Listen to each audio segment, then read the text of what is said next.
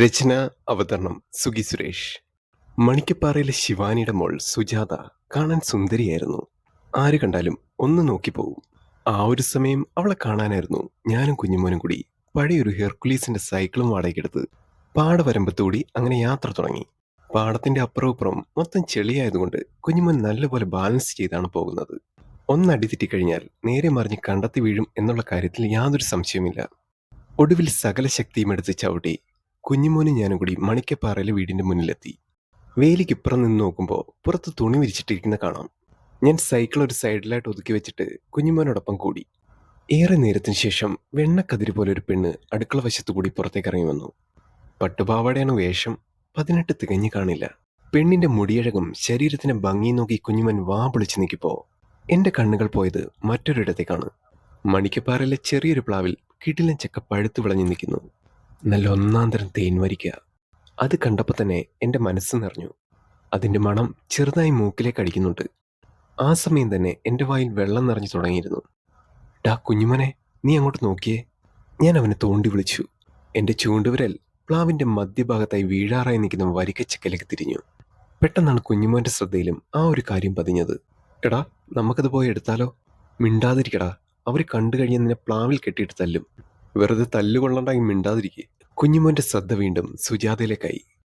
അവളുടെ കണ്ണുകളും ചുണ്ടും മൂക്കും എല്ലാം വർണ്ണിക്കുമ്പോഴും ആ ഒരു പഴുത്ത ചക്കയിൽ നിന്നും എൻ്റെ കണ്ണുകൾ മറ്റൊരിടത്തേക്ക് ചലിച്ചില്ല. അവൾ അകത്ത് കയറിപ്പോയപ്പം തന്നെ കുഞ്ഞുമോൻ എന്നെ വിളിച്ചു. എടാ ദാസ, അവള് പോയി. ഇനി നാളെ എങ്ങണം വരാം. ഞാൻ അവൻ്റെ കൂടെ സൈക്കിളിൽ കയറി നേരെ വീട്ടിലേക്ക് തിരിച്ചു. മണിക്കപ്പാറ സുജാതയുടെ സൗന്ദര്യത്തെപ്പറ്റി വാ തോരാത്ത കൂട്ടുകാരോട് വീമ്പ് പറയുമ്പോഴും എൻ്റെ മനസ്സിൽ മായാതെ നിൽക്കുന്നത് ആ ഒരു വരിക്കച്ചക്കയായിരുന്നു. എടാ, എനിക്ക് ആ ചക്ക വേണം. എങ്ങനെയെങ്കിലും അത് എടുത്തേ പറ്റൂ. എൻ്റെ ദാസ, നമുക്കൊന്നും ആ വീട്ടിൽ കയറാൻ പറ്റില്ല. അവർ കാലും കൈയും കെട്ടി കാലത്തടിച്ചാലും ഒരുത്തനും ചോദിക്കില്ല. അത് പ്രമാണിമാരുടെ വീടാണ്. നിനക്ക് പറ്റില്ലേ വേണ്ട. കൊതിച്ചതെന്തോ അത് ഞാൻ എടുത്തിരിക്കും. അതിനി ജീവൻ പോലെ ശരി. ഞാൻ കണ്ടത് വരിക്കച്ചക്കയാണ്. അതുപോലെ എണ്ണം നീയോ ഞാനോ നമ്മുടെ ജീവിതത്തിൽ പോലും കഴിച്ചിട്ടുണ്ടാവില്ല. സമയം അപ്പോഴേക്കും 5 മണിയായി. വാടകയ്ക്ക് തന്ന സൈക്കിൾ കൊടുക്കേണ്ട സമയമായി. ഞാൻ സൈക്കിൾ കൊണ്ടുപോയി കവലയിലെ കടക്കാരന് കൊടുത്തു. കൂടെ എപ്പോഴും കുഞ്ഞുമോനുണ്ടായിരുന്നു. സമയം 7 കഴിഞ്ഞാൽ നടന്നു പോവുകയല്ലാതെ നിവൃത്തിയില്ല. ഇനി നടന്നാലും കിടന്നാലും പോകാൻ ഞാൻ അപ്പോഴേ റെഡിയായിരുന്നു. നീ ഒറ്റയ്ക്ക് പോകണ്ട, ഞാനും വരാം എന്ന് പറഞ്ഞ് കുഞ്ഞുമോനും കൂടി. എനിക്ക് നിഴലായി കുഞ്ഞുമോനും കൂടെ കൂടിയപ്പോൾ കയ്യിൽ 2 പേരുടെയും കയ്യിൽ ഒരു ചൂട്ടും ഉണ്ടായിരുന്നു. ഇരുട്ട്, ആരെയും ഭയപ്പെടുത്തുന്ന ഇരുട്ട്. പക്ഷെ കക്കാൻ പോകുന്നവന് ഇരുട്ടാണല്ലോ എന്ന് തുണ. ഞങ്ങൾ 2 പേരും ആദ്യമായിട്ടാണ് അന്യ ഒരാളുടെ വീട്ടിൽ കക്കാൻ പോകുന്നത്. പിടിക്കുമോ എന്ന ഭയവും 2 പേരുടെ മനസ്സിലുണ്ട്. കാരണം പിടിച്ചാൽ കക്കാൻ കയറുവിന്റെ കൈ അവർ വെച്ചേക്കത്തില്ല. നടന്നു കുഴിഞ്ഞ് ഞങ്ങൾ 2 പേരും മണിക്കപ്പാറ വീട്ടിന് മുന്നിലെത്തി. വിളക്കണഞ്ഞിട്ടില്ല. പിന്നെ കയ്യിലുണ്ടായിരുന്ന ചൂട്ട് കുഞ്ഞുമോൻ നേരത്തെ അണച്ചിരുന്നു. ഇനി വേലി ചാടി അകത്തേക്ക് കിടക്കണം. വീട്ടുമുറ്റത്ത് വിളക്കണയുന്നവരെ അവർ പുറത്തൊരു കുറ്റിക്കാട്ടിൽ പതിഞ്ഞിരുന്നു. എന്തേലും ഇഴഞ്ചിന്തങ്ങളുണ്ടോ എന്ന ഭയവും 2 പേർക്കും ഉണ്ടായിരുന്നു. കുറ്റിക്കാട്ടിലിരിക്കുമ്പോൾ അവിടേക്ക് വരുന്ന പാലപ്പൂവിന്റെ മണവും വരിക്കച്ചക്കയുടെ മണവും രണ്ടും കൂടിയായപ്പോൾ ഞാൻ പതുക്കെ എഴുന്നേറ്റു.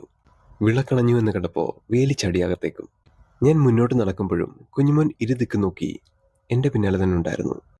കാലിൽ കിടന്ന സ്ലിപ്പർ ചെരുപ്പ് മണ്ണിൽ ഊരിയിട്ടിട്ട് മുന്നോട്ട് നടന്നു. എങ്ങും നിശബ്ദതയായതുകൊണ്ട് തന്നെ ഒരു ചെറിയ അനക്കം പോലും അകത്തേക്ക് വലിയ രീതിയിൽ കേൾക്കാൻ സാധ്യതയുണ്ട്. പ്ലാവിന് മുന്നിലെത്തിയപ്പോൾ ഞാൻ അതിൻ്റെ മണം കുറച്ചു നേരം ഒന്ന് ആസ്വദിച്ചു. എങ്ങും കൂരാക്കൂരിട്ട് 2 പേരും തമ്മിൽ കാണാൻ കഴിയുന്നുണ്ടായിരുന്നില്ല. അരയിൽ വെച്ചിരുന്ന കത്തിയെടുത്ത് മെല്ലെ അത് മുറിച്ചെടുക്കാൻ തുടങ്ങി. ഞാനത് മുറിച്ചെടുക്കുമ്പോൾ കുഞ്ഞുമോൻ അത് പിടിച്ചിട്ടുണ്ടായിരുന്നു. ആരെങ്കിലും വരുമോ എന്ന ഭയവും 2 പേർക്കും ഉണ്ടായിരുന്നു. ഒടുവിൽ ചക്കയുടെ ഞെട്ടുമുറിഞ്ഞ് കുഞ്ഞുമോന്റെ കൈകൾ വീണു. അപ്പോൾ ഞങ്ങൾ 2 പേരുടെ മുഖത്ത് ഒരു പുഞ്ചിരി വീണു, ഒരു ദീർഘശ്വാസവും. ഞാൻ ചക്ക വാങ്ങിച്ച് വേലിക്കപ്പുറത്തേക്ക് നടന്നു.